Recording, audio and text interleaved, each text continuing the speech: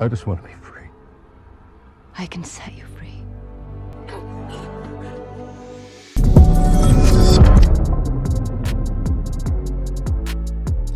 Julie, hello and hello. Hello. What an exciting time for us to look with a little bit of a microscope here at who was defending the very, very lonely game of being on the side of MAGA supporters who peacefully protested during January 6th, and who was happy to throw them not just under the bus, but destroy their lives in prison. Who were the people putting the shackles on MAGA grannies who waved little 25-cent American flags from Walmart during January 6th? Well, according to a pretty significant paper trail, John Cornyn and John Thune, who are favorites to be leaders of the Senate, were literally helping shackle MAGA supporters and giving Liz Cheney and Nancy Pelosi the capacity to ruin their lives. Am I wrong?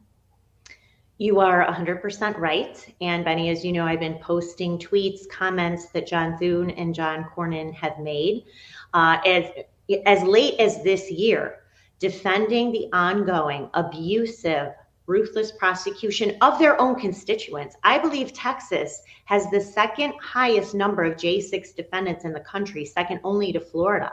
John Cornyn has not only not said a word about this, he has defended it from the very beginning. He called January 6th an insurrection. He supported the January 6th Select Committee.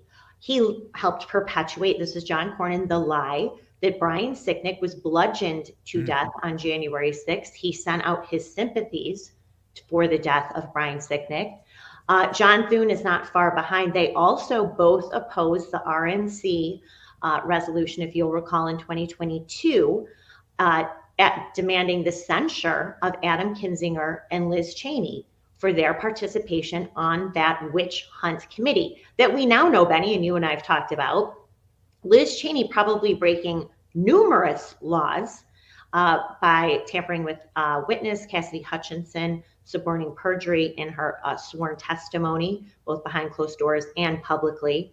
But these two, think about this, Benny, while they're talking about democracy for Ukraine, right? Focusing almost all of their energy, especially John Cornyn, on sending our hundreds of billions to Ukraine to defend democracy. They have defended authoritarian tactics here by the Biden regime, Merrick Garland and Matthew Graves' DOJ to continue to round up, charge, and imprison their own constituents. They cannot be trusted with any measure of power, especially leader of the Senate. Here it is, right from the great X profile of Julie Kelly, who has turned her reporting prowess on these two backstabbers of our movement who would like to see you in prison. I'll say it. You don't have to. I'll say it. They'd be happy to jail you. They were happy that Donald Trump was facing legal troubles. They did victory laps when President Trump faced torturous attacks and lawfare by the left. They're on camera doing it. And you can see here a statement saying that John Cornyn fully supports Nancy Pelosi's 9/11 style witch hunt in order to lie to the American public and in order to lock up his constituents. That's correct. That's insane. Julie, so John Cornyn is actively literally putting the shackles on his own state of Texas Republican voters. He also, and I posted this, Benny, he also sent a letter to Joe Biden at the end of January 2021, offering to use his position on the Senate Intelligence Committee to help Avril Haines, who is now the Director of National Intelligence. Avril Haines, Benny, is known as one of the quote-unquote Obama sisters. Her, Susan Rice, and Lisa Monaco, who is now the Deputy Attorney General. They are close Obama confidants. They all helped concoct the Russian collusion hoax. Avril Haines, an apprentice, an acolyte of Jim Clapper. And here is John Cornyn sending a letter to Joe Biden offering his assistance to help Avril Haines round up so-called domestic terrorists, i.e. Trump supporters, A few months later, Avril Haines, in March of 2021, as her first act of the Director of National Intelligence, issues this bogus report, just like they issued that bogus assessment, remember, in December of 2016, claiming the Russians had helped Donald Trump win. She was involved in that as well.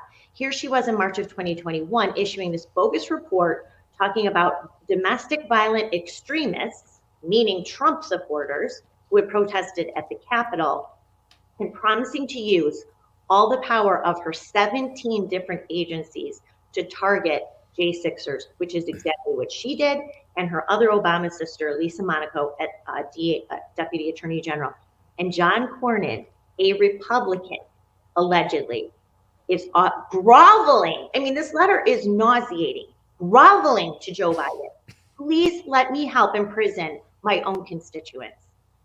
He just, one of them can, they actually should not only not be leaders of the Senate, they should both be primaried as soon as possible. I believe Cornyn is up for re-election next year, or excuse me, 2026.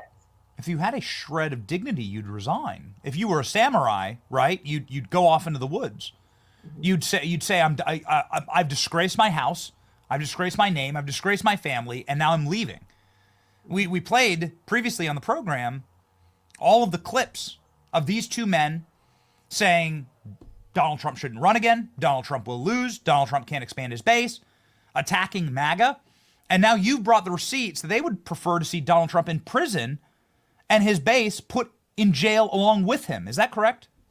That's absolutely correct. I mean, you know, Benny, I think 2 or 3 senators over the past nearly 4 years have reached out to me directly. You know, Ron Johnson would be one, Ted Cruz another, for information on what's happening. Look, there's no one really in the U.S. Senate, maybe Ron Johnson and a few others, who deserve kudos for sticking up for J6ers and really grilling the DOJ and FBI. Think of also what John Cornyn has done.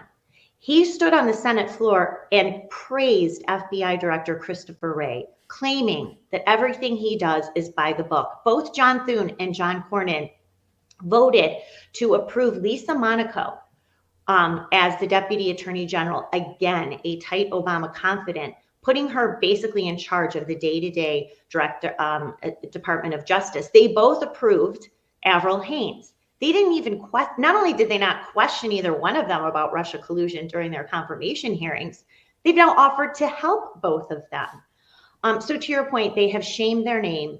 The reason the Senate went Republican is because of Donald Trump.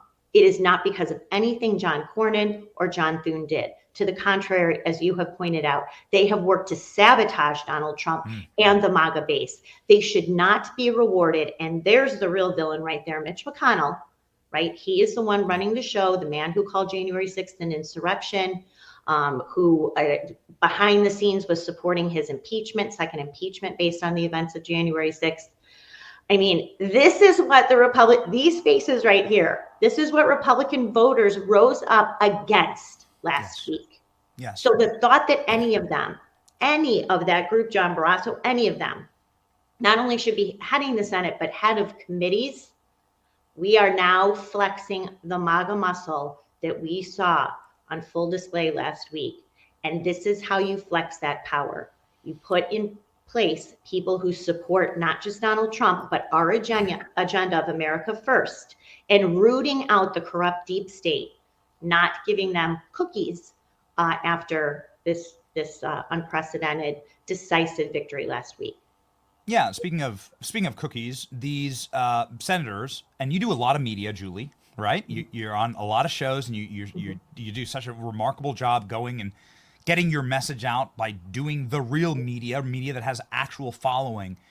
And this is how we're able to grow the support. And this election was obviously proof positive that works, right? That your style of media works. Yes. These senators, have you ever met a senator that wouldn't go on Fox News? You ever met a senator that wouldn't go on CNN? Or wouldn't sit in the black car that picks you up to go to on NBC or sit on Meet the Press, right? You've never met one. Yet, Julie, maybe you can explain this phenomenon that's happening right now. I haven't seen a single senator on TV explaining the case for John Cornyn. I haven't seen a single senator, even though, according to my reporting, dozens of them are planning on voting for John Thune, making the case for why. So what that leads someone like me, very, very simple man, to assume is that they're humiliated as to why they're actually backing these men, that there's corruption taking place behind the scenes. They've been promised things for a pound of flesh. They've sold out their constituencies, all of them on our list. Apparently 75% of the Republican caucus is going to vote against Donald Trump and for anti-Trumpers to lead them. And it's because they've been bought off. And that's what I'm left to assume, because nobody's making the case as to why they're voting that. No one's even willing to say that they're voting for Cornyn or Thune. I think that is such an excellent point. Where are they defending their votes? Where are the lists that you posted last night of the whip count for who is voting for which individual, Rick Scott, John Thune, John Cornyn? Where are they? But Benny, this is and that is very illuminating and very disheartening to see some of those names who are going to vote against the MAGA movement. But look, we know mostly what this is about. This is about defending the profitable war machine in Washington. They know, and even the Republicans who pretend they're not supporting this continued funding of Ukraine, they all rely on it. They know this is going to be shut down under Donald Trump. So this is about preserving the Ukrainian war machine, the money laundering machine that runs through Zelensky and Ukraine.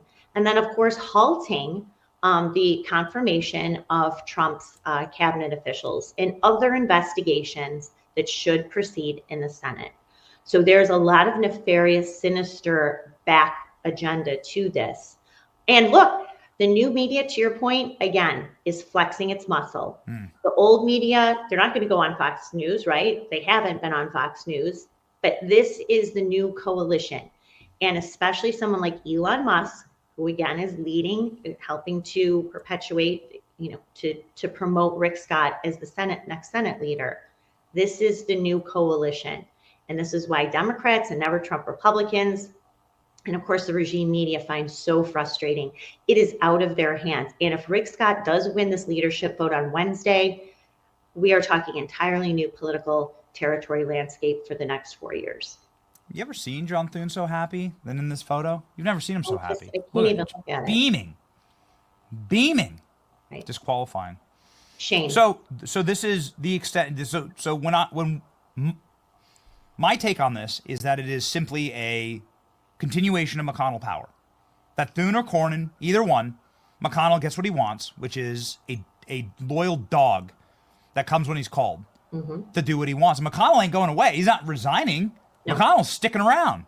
Right. So McConnell will pull a Obama, where he left the White House and moved down the street to Colorado, or a Pelosi, where she stepped away from leadership, yet she's won her 19th term in the House, right? She's 86 years old, and she ran again and won. Okay? So she'll probably, Pelosi presumably will stay as a shadow power broker forever, right? And this is like a sick model in Washington. Like, when you're done, you be done, leave, right? But what McConnell's trying to pull off here is an Obama-Pelosi style, like, I'm going to pull the strings behind the scenes, I'm going to run everything, and I'm going to blackmail everyone, right, into doing what I want and just sabotaging Trump. I think that's what's going on. Absolutely. Agreed. And you're right. These shadow leaders who are so against Donald Trump, still pulling the reins of power, knowing they can use a dumb puppet like John Thune or John Cornyn, who, I mean, he's got to be the dumbest guy in the U.S. Senate. I mean, I can barely stand to listen to him talk. So he puts his puppets in place, and they'll be pulling the strings. And I believe, too, this is the same Mitch McConnell that dumped how much money into the Senate race of Larry Hogan in Maryland, who was resoundingly defeated, and pulled back, didn't give money to Ted Cruz to defend himself, or certainly Carrie Lake. So, again, there should be consequences for that. But I'm really so gratified, and I know you are too, to see the MAGA movement in media, on social media, use their newfound power now, not just to promote policy, but to force these weak Republicans in Congress and in the Senate that you are going to abide by the will of the American people, and you are not going to abide by the will of Mitch McConnell or Paul Ryan or Nancy Pelosi or anyone else. You're not in charge anymore. I want to close on this remarkable quote from Punchbowl News about Tucker Carlson. I'm sure you've seen this, Julie. Yeah. They had senators, so the rich, powerful, presumably multi-millionaire senators, because that's what you have to be to attain that role, thoroughly corrupt, is, with motorcades and with security and with a Senate badge and, with a taxpayer-funded salary, sitting here saying, they're bullying me. Feel sorry for me. Going specifically after Tucker Carlson, who I know is a strong ally of yours and a major promoter of your work, Julie, saying, I don't care what Tucker Carlson thinks. They're trying to bully us. That's not how this works. They're effing around, Julie, and I think they're going to find out. Your thoughts in closing. I love it. F-A-F-O. Imagine being a grown man, U.S. Senator with staffers everywhere, offices everywhere, crying that, Tucker Carlson and the MAGA base on X are bullying them. That right there, you could send our money and maybe our young kids off to war, right? Yes. Without batting an eye or flinching. But God forbid that you have people on X wanting you to do your actual job. Yeah. God forbid. God forbid. What a bunch of bitches. They're cowards. They're cowards. They're culled by the left. They're subservient to the left. And thank you for exposing them, Julie. Everybody follow Julie Kelly. We're on our way. That's at 750,000, Julie. Okay. We're going to do it. We're going to do it by Christmas. We're going to do it by Christmas. 1 million for Julie by Christmas. Oh my God, that would be a great Christmas present. But Benny, as always, on behalf of J6ers and everyone else, thank you so much for always having me on and covering my work. I appreciate it. Justice for J6 political prisoners. God bless you, Kelly. Julie Kelly. Thanks, Benny.